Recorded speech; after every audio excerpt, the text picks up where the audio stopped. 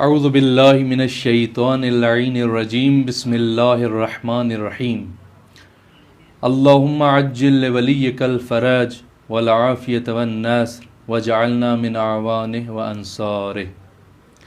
آپ تمام مولا کے چاہنے والوں کے لیے حضرت امام علی ابن موسیٰ رضا علیہ السلام کی بارگاہ سے، امام سامن و ضامن کی بارگاہ سے ایک بار پھر حاضر ہیں، اور یہ ہمارا پروگرام لائیو آپ مشہد مقدس بارگاہ ملکوتی امام رضا علیہ السلام سے پوری دنیا سے دیکھ رہے ہیں۔ جیسا کہ ہم نے آپ تمام مولا کے چاہنے والوں کے لیے عرض کیا تھا کہ ہم ماہ مبارک رمضان میں ایسے پروگرام برگزار کریں گے جن پروگرام کو دیکھ کر سن کر آپ اپنی زندگی میں کوئی تبدیلی لائیں، خصوصاً اس ماہ مبارک رمضان میں، کہ آپ اس ماہ مبارک رمضان کو اپنی زندگی کا بہترین ماہ مبارک رمضان کیسے بنائیں۔ لہذا آج ہم یہاں پر خوش نصیب بھی ہیں کہ ہمارے پاس پاکستان کی جانی پہچانی شخصیت خطیب اہل بیت ہیں، اور بہترین بیان ہے ان کا۔ قبلہ شیخ دلشاد مہدوی صاحب یہاں پر ہمارے ساتھ موجود ہیں۔ قبلہ کا بہت بہت شکریہ ادا کرتے ہیں، اور قبلہ کے لیے ہم مولا کی بارگاہ میں دعا گو بھی ہیں کہ انہوں نے اپنے قیمتی ٹائم سے وقت نکالا اور آپ تمام ناظرین کے لیے مولا کی بارگاہ میں ہمارے پاس تشریف لائیں، اور انشاءاللہ اس پورے پروگرام میں ہم قبلہ سے مستفید ہوں گے اور قبلہ کے بیانات سے اپنی دلوں کو منور فرمائیں گے۔ آپ جتنے بھی مولا کے چاہنے والے ہمارے اس پروگرام کو پوری دنیا سے دیکھ رہے ہیں، کوشش کریں ہمارے اس پروگرام کو شیئر کریں تاکہ زیادہ سے زیادہ مومنین ہمارے پروگرام سے مستفید ہو سکیں۔ قبلہ کی بارگاہ میں چلتے ہیں۔ قبلہ سب سے پہلے تو آپ کا ہم بہت شکریہ ادا کرتے ہیں کہ آپ نے اپنے قیمتی وقت میں سے وقت نکالا، اور ہم سب کے لیے یہ افتخار کا مقام ہے کہ امام سامن اور ضامن کی بارگاہ سے ماہ مبارک رمضان کے اس خصوصی پروگرام میں شامل ہیں۔ جیسے کہ میں نے عرض کیا کہ ہم نے تمام ناظرین کے لیے بیان کیا تھا کہ ہم اس ماہ مبارک رمضان کو اپنی زندگی کا ماہ مبارک رمضان بہتر بنائیں، کیا کریں اس ماہ مبارک رمضان میں۔ آپ سے انشاءاللہ ہم اس بارے میں مستفید ہوں گے۔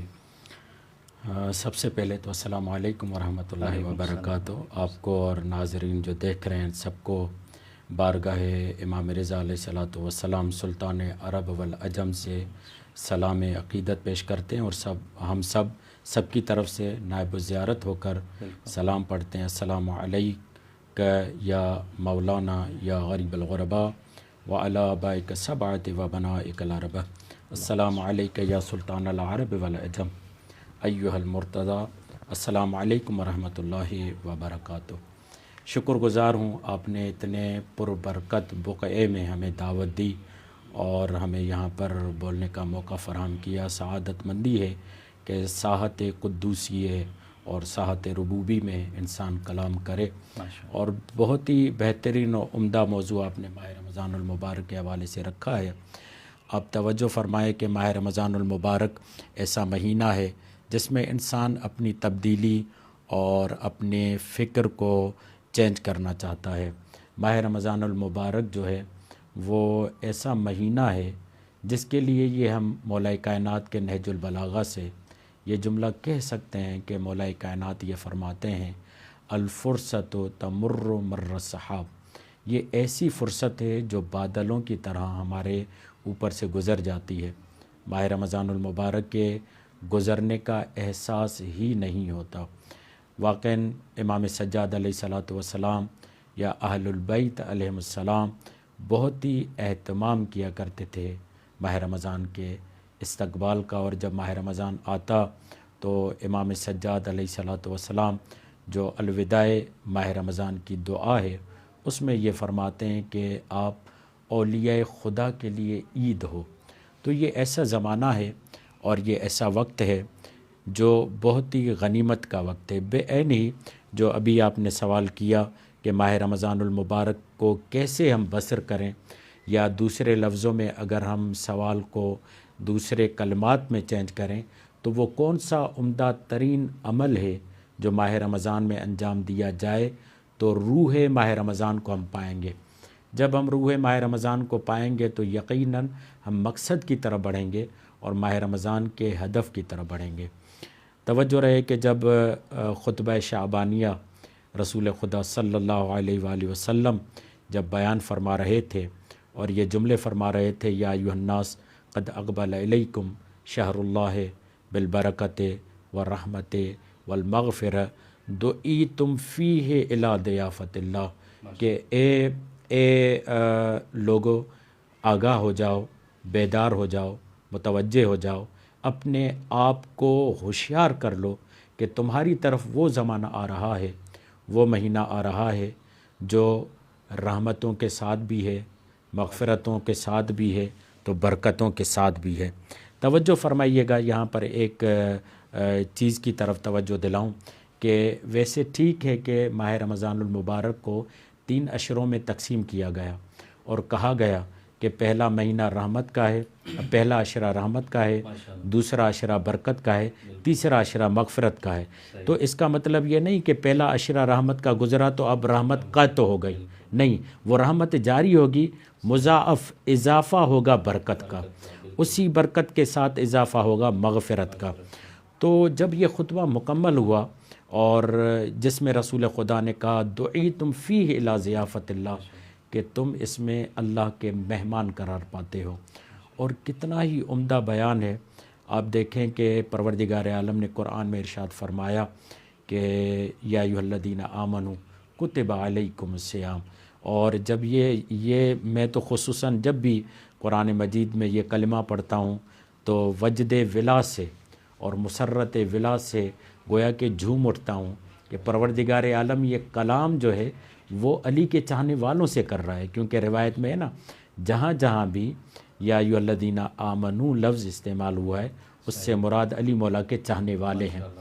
اور پھر آپ یہاں پر اس بات کو بھی درک کریں، گرچہ بعض لوگوں نے امام صادق کی طرف بھی اس روایت کو منسوب کیا ہے، ورنہ یہ اہل عرفا کے ہاں یہ قول معروف ہے کہ لذت النداء اذهب تعب والعنا، یہ جو پکار کی لذت ہے نا، یہ ایک عاشق ہی سمجھ سکتا ہے کہ جب معشوق کی طرف سے پکار آئے تو اس کی لذت کیا ہوتی ہے۔ میں نے بہت سارے مجازی عشق میں مبتلا ڈوبے ہوئے لوگوں کو دیکھا، تو وہ کہتے ہیں کہ ہمارے پاس اگر محبوب کا میسیج آتا ہے نا، کیسے ہو، تو کہتے ہیں ہم 24 گھنٹے فقط اسی کو دیکھتے رہتے ہیں، اسی سے قرار اور سکون ملتا ہے۔ تو یہ تو مجازی عشق کا معاملہ ہے، وہاں تو حقیقی عشق کا معاملہ ہے۔ اور پھر ہم مثال دیتے ہیں کہ جیسے باپ تھکا رہا گھر آتا ہے اور چھوٹا بچہ یا بچی کہتی ہے بابا، تو پوری تھکاوٹ دور ہو جاتی ہے۔ تو یہاں تو خدا نے پکارا ہے، اور اسی کو محسوس کرواتے ہیں امام سجاد دعا کے ذریعے بھی اور اہل بیت اپنے سیرت اور کردار کے ذریعے سے۔ تو آپ کے سوال کی طرف آتے ہیں کہ اس ماہ رمضان میں کیا کریں کہ ہمیں لگے کہ واقعاً ہم نے ماہ رمضان کو گزارا ہے، اور کیا کریں کہ اس ماہ مبارک رمضان کو اپنی زندگی کا بہترین ماہ رمضان قرار دیں۔ تبدیلی بھی آنی چاہیے، کیونکہ پتہ نہیں ہے کہ اگلے ماہ مبارک رمضان میں ہم ہوں گے یا نہیں ہوں گے۔ یہ ماہ مبارک رمضان میں ہمارا ابھی ہونا بہت بڑی نعمت ہے، لہٰذا اس نعمت سے فائدہ اٹھائیں، اپنی زندگی کا بہترین ماہ رمضان یہ بنائیں ہم بہترین، جیسا کہ اسی خطبہ شعبانیہ میں ہے نا کہ انفاسکم فیہ تسبیح ماشاءاللہ ونومکم فیہ عبادت، تمہاری سانس تسبیح ہے اور تمہارا سونا جو ہے عبادت ہے۔ یہاں حضرت علامہ ذیشان در جوادی اعلی اللہ مقام جملہ فرماتے ہیں کہ چلیں مسلمان کسی دور میں اس بات کے قائل تو ہوئے کہ سونا بھی عبادت ہو جاتا ہے، تو عام مسلمان کا سونا عبادت ہو جائے تو جو رسالت کو بچانے کے لیے سو جائے تو اس کے لیے یہ اعلان ہوتا ہے وَمِنَ النَّاسِ مَن يَشْرِي نَفْسَهُ ابْتِغَاءَ مَرْضَاتِ اللَّهِ۔ تو یہی سوال بے عینی آغا صاحب، یہی سوال آغا محمد حسن لاشاری اللہ آپ کی توفیقات میں اضافہ فرمائے، یہی سوال مولا نے اپنے انداز سے کیا رسول خدا سے۔ جب خطبہ مکمل ہوا نا تو مولا کائنات یہ فرماتے ہیں یا رسول اللہ ذرا یہ تو بتائیے، اتنے سارے آپ نے ثواب گنوائے، سانس لینا تسبیح ہے، سونا عبادت ہے، اور بہت سارے معاملات، اس حتیٰ کہ اگر کسی کو کوئی مومن کسی کو افطار کروائے، کچھ بھی نہ ہو، ایک کھجور کا آدھا حصہ اس سے بھی افطار کرائے تو بڑا ثواب ہے۔ آپ نے اتنے سارے اعمال بتائے، مگر پھر بھی علی مولا پوچھ رہے ہیں یعنی اتنے ثوابات بتانے کے بعد. اور آپ دیکھیں ذرا اس کا حسن دیکھیں، پوچھنے والی ذات وہ ہے جو سید الاوصیاء ہے. واہ واہ سبحان اللہ، پوچھ اس ذات سے رہے ہیں جو سید انبیاء ہے. واہ واہ سبحان اور اللہ. پوچھ رہے ہیں ماہ رمضان کے لیے جو تمام مہینوں کا سردار مہینہ ہے. اور سوال کیا ہے؟ یا رسول اللہ ما افضل الاعمال فی ھذا الشہر، ماشاء اللہ. یعنی اس مہینے میں افضل ترین عمل کیا ہے؟ یعنی افضل ترین مہینے کے متعلق، افضل ترین عمل کے متعلق، افضل ترین ذات، افضل ترین ذات سے پوچھ رہی ہے. تو رسول خدا یہ فرماتے ہیں الورع عن محارم اللہ عز وجل. اور تعبیر بڑی پیاری ہے یہاں پر. رسول خدا اجتناب عن محارم اللہ بھی کہہ سکتے ہیں. الورع کہا ہے. ور کہتے ہیں کہ تقوی کا وہ عالی درجہ جہاں پر کسی چیز میں شبہ اور شک بھی ہو نا تو اس کی طرف بھی انسان ہاتھ نہ بڑھائے. تو یہاں رسول خدا یہ بتاتے ہیں کہ اگر آپ ماہ رمضان میں کچھ حاصل کرنا چاہتے ہیں تو اپنی زندگیوں سے ان معاملات کو نکال دیجئے جن میں شک بھی ہے کہ پتہ نہیں یہ میرے لیے حلال ہے یا حرام، پتہ نہیں یہ میرے لیے جائز بھی ہے ناجائز، پتہ نہیں یہ نجس ہے یا پاک. یعنی رسول خدا یہ فرماتے ہیں جہاں پر شک بھی ہوتا ہے نا وہاں سے بھی اپنے آپ کو دور کر لیجئے. جیسے کہ علماء عرفان فرماتے ہیں نا کہ ہم آپ کو اس بات کی تلقین کرتے ہیں کہ آپ مستحبات انجام دو تاکہ واجبات آپ سے چھوٹنے نہ پائیں، مکروہات کو ترک کرو تاکہ آپ حرام چیزوں کی طرف نہ بڑھیں.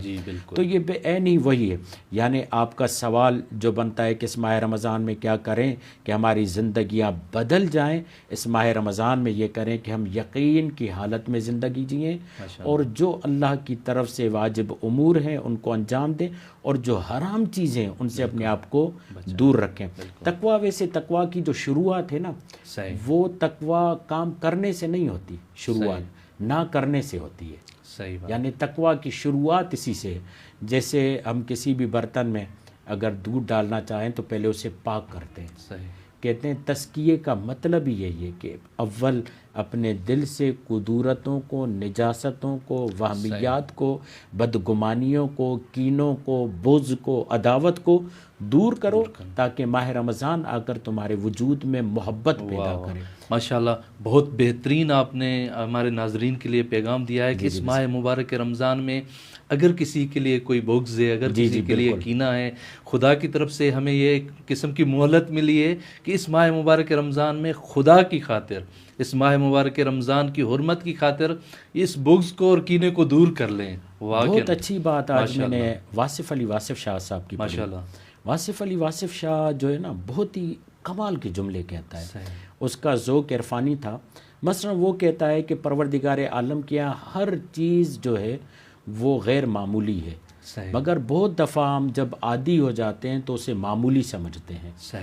تو پروردگار عالم کا نظام یہ ہے کہ اس معمولی چیز کو غیر معمولی کر کے ہمارے سامنے پیش کرتا ہے تاکہ ہم اس چیز کی طرف متوجہ ہو جائیں. جیسے نیند یہ معمولی چیز نہیں ہے، غیر معمولی چیز ہے، مگر اس کو پروردگار عالم نے مزید غیر معمولی کرنے کے لیے اصحاب کہف کو نیند دے دی تاکہ ہم سمجھ سکیں کہ 300 سال سونے والے لوگ جب اٹھتے ہیں تو وہ کہتے ہیں یہ تو معجزہ ہے. تو وہاں جواب دیا جاتا ہے کہ یہ جو تم رات کو سو کر اٹھتے ہو یہ بھی معجزہ ہے مگر تم اس کے عادی ہو چکے ہو، وہ غیر معمولی. ماشاءاللہ دیکھیں واقعاً ہر چیز ہمارا یہ پورا وجود خدا کی طرف سے عطا کیا گیا ہے.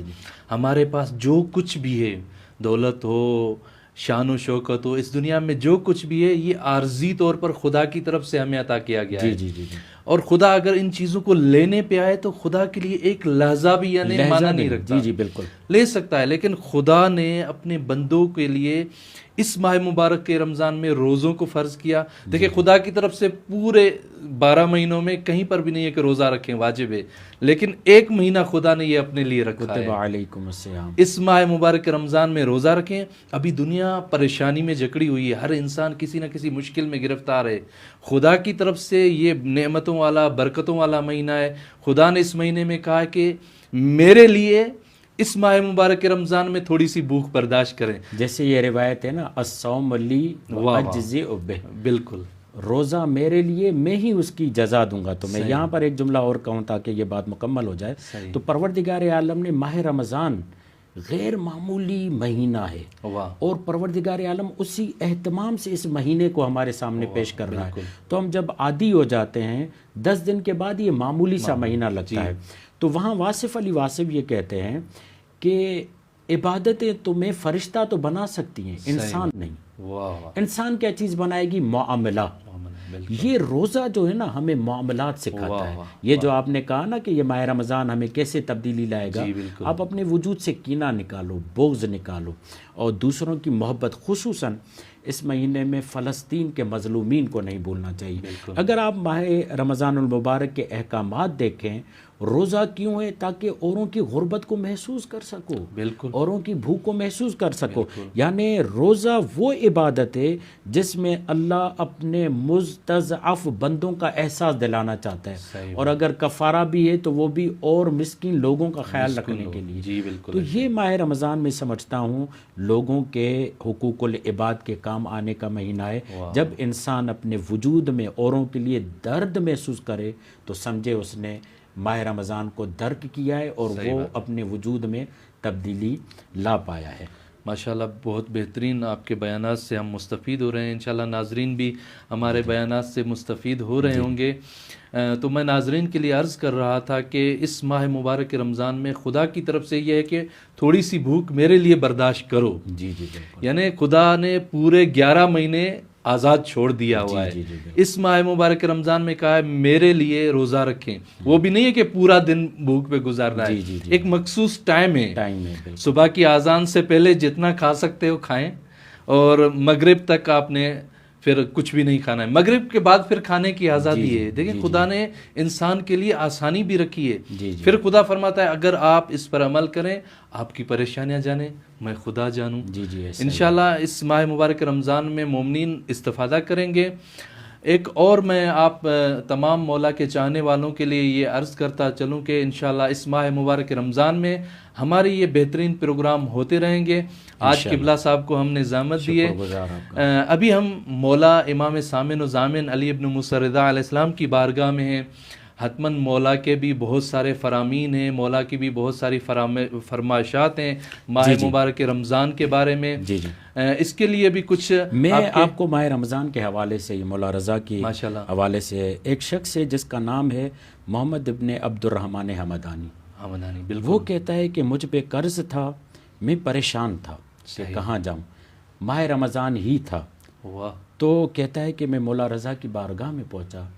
اس سے پہلے کہ مولا رضا کو کچھ کہتا، مولا رضا نے کہا تمہاری حاجت پوری ہو گئی ہے. واہ واہ واہ واہ واہ، صحیح بات ہے، تمہاری حاجت پوری ہو گئی.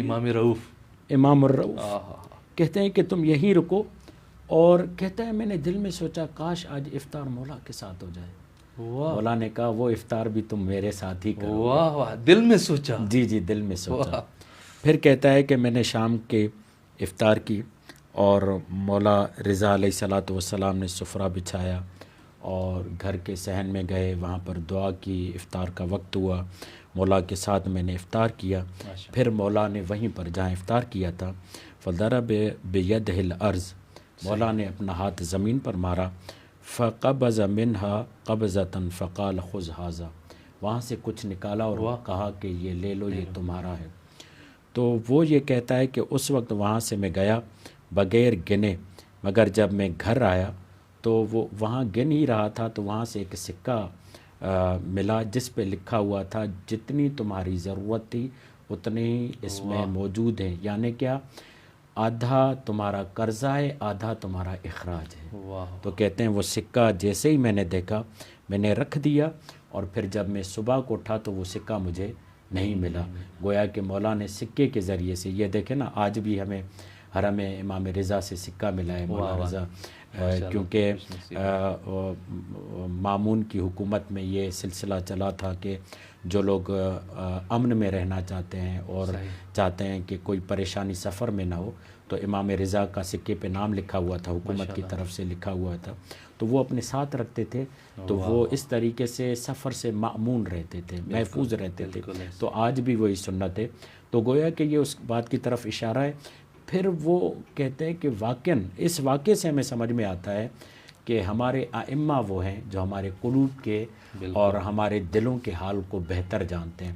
اگر ہم اپنے لفظوں کو زبان پر نہ بھی لائیں، صرف سوالیہ کیفیت لے کر آئیں تو وہ سمجھ جاتے ہیں، جیسے ایک ماں پریشان حال بچے کو سمجھ جاتی ہے، یہ بھی اسی طریقے سے سمجھ جاتے ہیں. میں چاہتا ہوں کہ ایک جملہ آپ کے سامنے اور بیان کروں، ماہ رمضان ہی کے حوالے سے ہے، اور وہ دعا کا جملہ ہے. دعا کے حوالے سے ہمارے سامنے ملتا ہے کہ آغا ابن طاؤس نے ایک جملہ پیش کیا ہے ماہ رمضان کے حوالے سے اقبال الاعمال میں. اس میں ایک ٹکڑا آیا ہے، سبحان من فتم بفاطمۃ من احبہا من النار.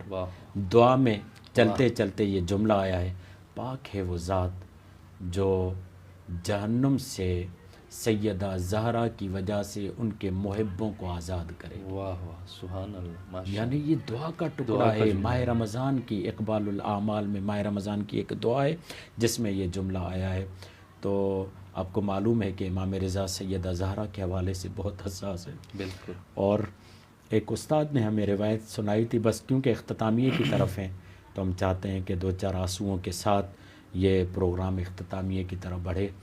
تو ایک زائر نے آ کر یہاں پر واسطہ دیا تھا امام رضا کو، اور جب وہ زائر سونے لگا اور سو گیا تو خواب میں دیکھا کہ امام رضا کا امامہ اترا ہوا، بال پریشان ہیں.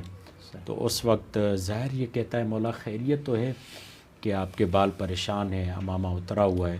تو مولا سوال کرتے ہیں کہ ہم تمہاری حاجتوں کو پورا نہیں کرواتے؟ کہا مولا بالکل کرواتے ہیں. کہا جب سے تو نے مجھے میری دادی کے زخمی پہلو کا واسطہ دیا تب سے مجھے قبر میں چین نہیں. ہمیں ہماری دادی کے زخمی پہلو کا واسطہ نہ دیا کرو. اور اسی لیے علماء عرفان فرماتے ہیں جیسے قبر امام حسین پہ امام جناب علی اکبر کے مصائب پڑھنا منع کیا گیا ہے، کسی بھی معصوم کی قبر پہ مصائب حضرت زہرا نہ پڑھو، ان کا واسطہ نہ دو. تو انشاءاللہ الرحمن خداوند متعال ماہ رمضان کی برکت سے اور سیدہ زہرا کے عصمت کے طفیل اور ان کی جو حق شفاعت ہے ان کے طفیل ہماری شفاعت فرمائے اور آپ کی ہماری اس عبادت کو اپنی بارگاہ میں قبول فرمائے. شکر گزار ہوں آپ کا. سلامت رہیں. آپ کو بھی جانا ہے کم المقدس مولا کی بارگاہ سے، امام رضا علیہ السلام کی بارگاہ سے امام کی بہن کے پاس جائیں گے. ہمارا ضرور بی بی کی بارگاہ میں سلام پیش کیجیے گا، عرض کیجیے گا بی بی کو. اور ہم اپنے تمام ناظرین کے لیے جتنے بھی مولا کے چاہنے والے ہمارے اس پروگرام کو دیکھ رہے ہیں، مولا کی بارگاہ میں آپ سب کے لیے نائب الزیارت ہیں اور دعا گو بھی ہیں. جتنے بھی مولا کے چاہنے والے اس ماہ مبارک رمضان میں کسی پریشانی میں گرفتار ہیں، کسی مشکل میں گرفتار ہیں، یہ مشکل کشا کے فرزند ہیں، انشاءاللہ ضرور آپ سب کے لیے مشکل کشائی فرمائیں گے. بہت سارے میسیج آئے ہوئے ہیں. انشاءاللہ جو ہمارا لائیو کال کا پروگرام ہے وہ کل ہم آج رات ہی اعلان کر دیں گے اسی پیج پر، اور پھر آپ تمام مولا کے چاہنے والے لائیو کال کریں گے ہمارے پروگرام میں. آپ کو مولا کی زری کی بھی زیارت کریں گے، باب شفا کی بھی زیارت کرائیں گے، صحن شفا کی بھی زیارت کرائیں گے، اور آپ اپنے الفاظ میں مولا سے اپنی دعائیں بھی طلب کر سکتے ہیں.